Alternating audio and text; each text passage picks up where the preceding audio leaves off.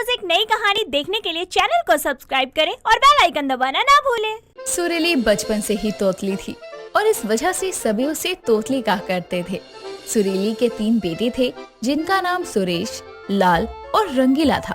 तीनों ही बेटे कई सालों से शहर में काम कर रहे थे और अब वो सब अपनी माँ के पास रहने आ रहे थे।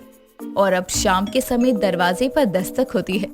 सुरीली पूजा की थाली लिए दरवाजे पर अपने बेटों की आरती उतारने जाती है क्योंकि वो तीनों काफी समय बाद गांव आ रहे थे। सुरीली जैसे ही दरवाजा खोलती है तो देखती है कि तीनों बेटे अपनी 3 काली पत्नियों मेनका, गौरी और सुंदरी के साथ खड़े हैं। और ये सब देखकर सुरीली तुतलाते हुए कहती है, अले अले दे तब ताए ओल दे ताली ताली ललतियां तांते ले आए हो तुम। अरे ये कौन से गांव की बोली है गौरी?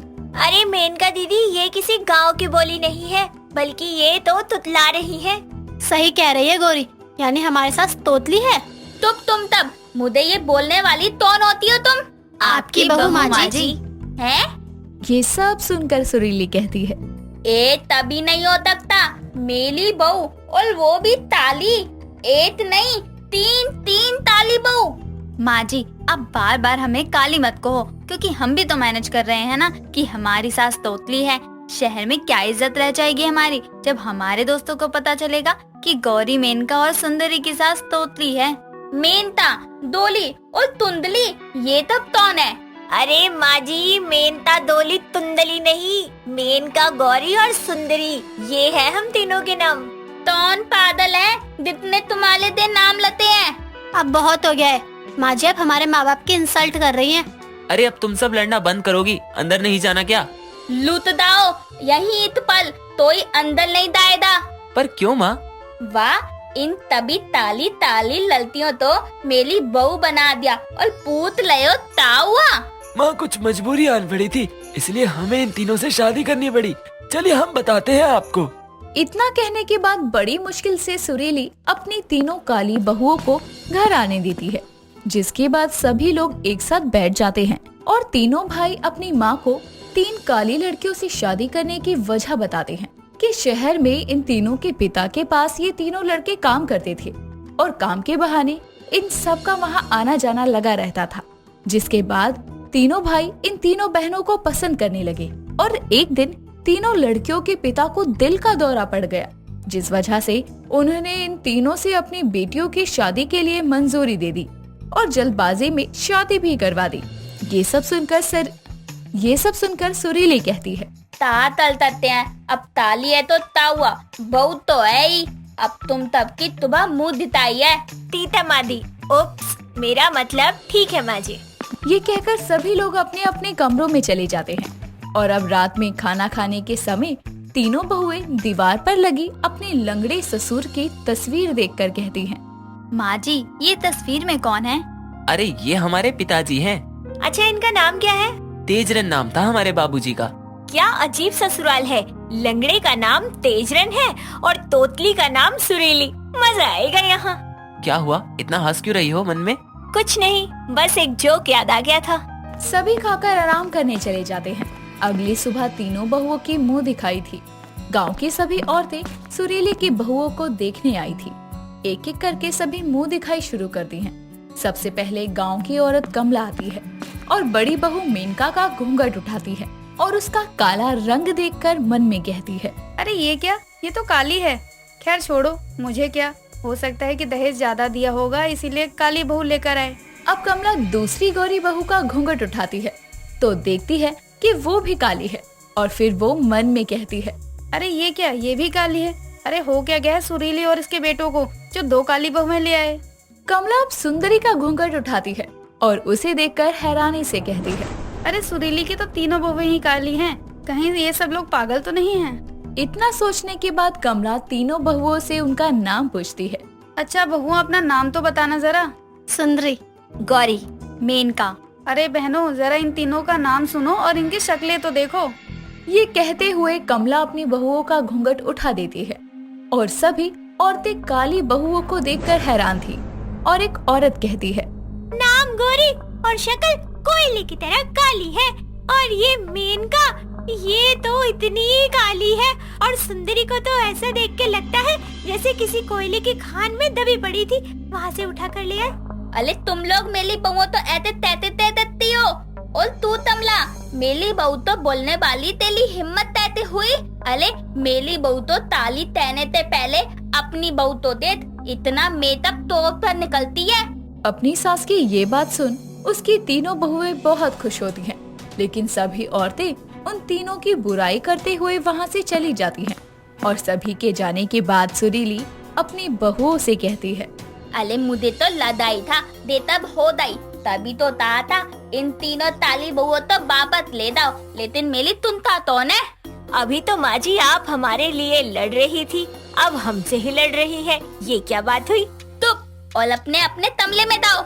लगता है इनका दिमाग हिल गया है इनकी जुबान की तरह। इतना कहकर तीनों बहुएं अपने अपने कमरे में चली जाती हैं। रात में सभी लोग खाना खाने बैठते हैं। आज खाना सुरीली की तीनों बहुओं ने बनाया था और अब सुरीली एक एक करके सभी के हाथों का खाना खाकर मन में कहती है, अरे बा इन तीनों ने तो भला ही अच्छा ताना बनाया है। बताओ माँ जी, कैसा लगा आपको हमारे हाथों का खाना? अच्छा बनाया ना? तो थात नहीं है, दादा उथलने की दलूलत नहीं है। इन्हें तो हमसे जुड़ी कोई भी चीज पसंद नहीं आती। सही कहा तूने गौरी। सुरीली खाना खाकर अपने कमरे में चली जाती है। कुछ देर बाद उसे आवाज आती है कुछ लोगों के गाना गाने की, और वो नीचे आकर देखती है तो तीनों बहुएं बैठकर अंताक्षरी खेल रही थी।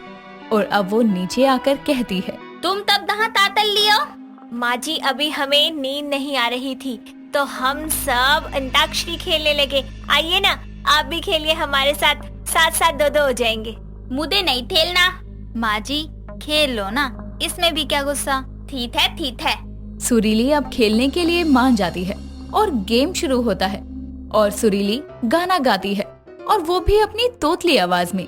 मुन्नी बदनाम हुई डालिन ते ले लिए, मुन्नी बदनाम हुई डालिन ते ले लिए, मुन्नी ते दाल दुलाबी नैन तलाबी ताल नबाबी ले धंधु बाम हुई डालिन ते ले लिए। अरे वाह माँ जी, मौज कर दिया आपने तो।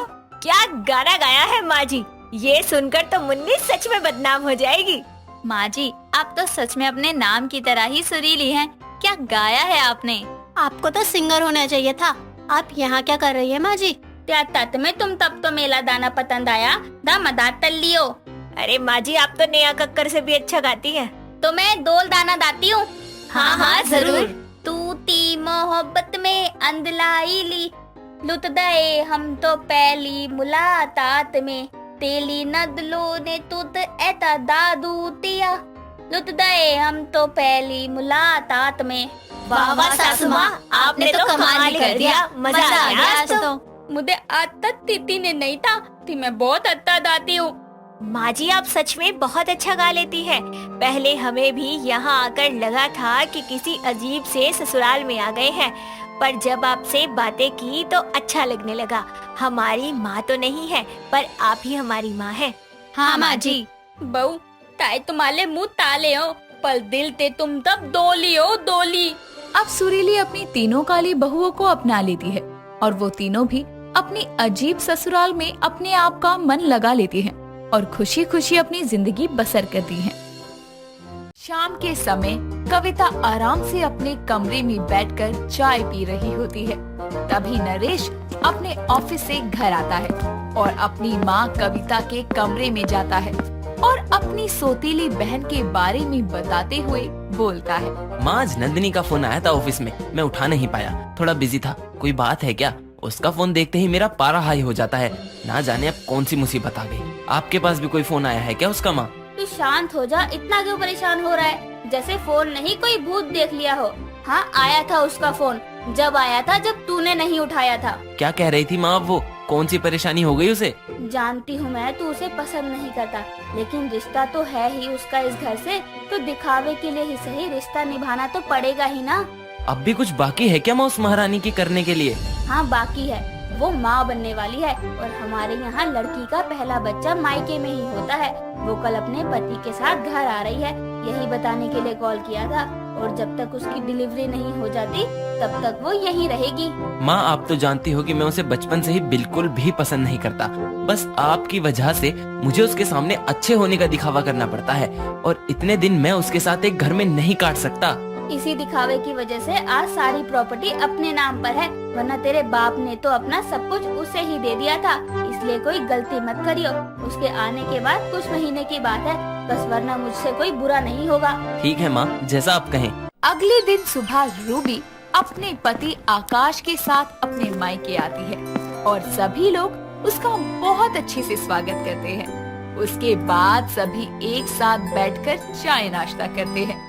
थोड़ी देर बाद रूबी का पति आकाश रूबी को उसके मायके छोड़कर वापस जाते हुए अपनी साले को बोलता है, भाई आप रूबी और मेरे बच्चे का अच्छे से ध्यान रखना प्लीज। वो ऐसे ही बहुत कमजोर है तो आप लोग उसका ध्यान रखें। जीजा जी, आप टेंशन मत लीजिए। मैं अपनी बहन का बहुत अच्छे से ख्याल रखूंगा और आपको शिकायत का कोई मौका नहीं दूंगा। मैं जानता हूँ साले साहब, आप मुझे शिकायत का कोई भी मौका नहीं देंगे। आप चिंता मत करिए दामाद जी, आपकी रूबी बिल्कुल ठीक है और अच्छे से रहेगी। हम सभी लोग उसका बहुत अच्छे से ख्याल रखेंगे।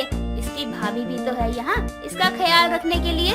जी आकाश जी, आप खामखा इतनी चिंता कर रहे हैं, आप जाइए। माँ जी बिल्कुल सही कह रही हैं। हाँ आकाश जी, मेरा घर है, आप परेशान मत होइए। मैं बिल्कुल सेफ और ठीक ठाक रहूंगी, मुझे कोई परेशानी नहीं होगी।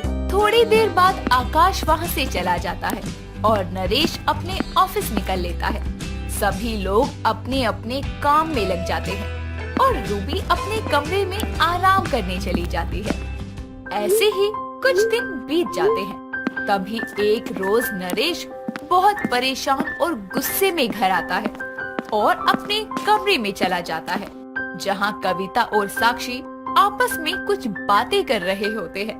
और नरेश की ऐसी शक्ल देखकर कविता नरेश से कहती है, क्या हुआ तुझे? तेरी शक्ल पर 12 क्यों बजे हैं? जैसे ऑफिस वालों ने तुझे धक्के मारकर बाहर निकाल दिया हो। अभी तो नहीं निकाला है, लेकिन अगर कुछ टाइम में मैंने पैसे नहीं दिए तो जरूर निकाल देंगे। पैसे? कैसे पैसे? वो तूने ऑफिस से पैसे कब लिए? माँ, मैंने आपको नहीं बताया, लेकिन मैंने ऑफिस से बहुत बड़ा लोन लिया था अपना खुद का बिजनेस करने के लिए और वो बिजनेस शुरू होने से पहले ही डूब गया। अगर मैंने वो पैसे कंपनी को वापस नहीं किए तो वो लोग मुझे जेल करवा देंगे। प्लीज माँ, आप मुझे कुछ पैसे दे दो ना। बिल्कुल नहीं, मैं पैसों के मामले में किसी की सगी नहीं हूँ। प्रॉब्लम तेरी है तो तू खुद जान, मैं तुझे 1 रुपया नहीं दूंगी। साक्षी यार, तुम ही मेरी कुछ मदद कर दो। लेकिन मेरे पास भी इतने पैसे नहीं हैं। ठीक है, मत करो आप लोग मेरी मदद, मेरी प्रॉब्लम है ना, मैं खुद ही देख लूंगा। इतना कहकर नरेश गुस्से में अपने कमरे से बाहर हॉल में आकर सोफे पर बैठ जाता है।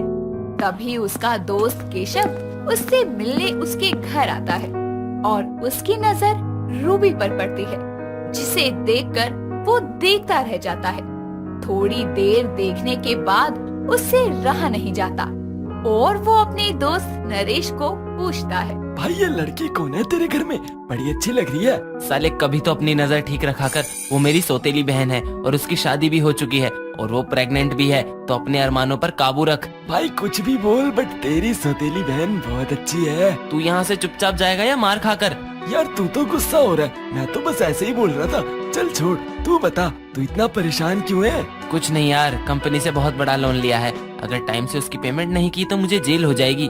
मेरे पास एक प्लान है, अगर तू माने तो, लेकिन प्रॉमिस कर मारेगा नहीं। नहीं मारूंगा, बोल। देख, मुझे लगता है तू अपनी सौतेली बहन को कोई खास पसंद नहीं करता और वो मुझे बहुत पसंद है, तो क्यों ना तू उसे मुझे दे दे और उसके बदले मुझसे अपने लोन के सारे पैसे ले ले।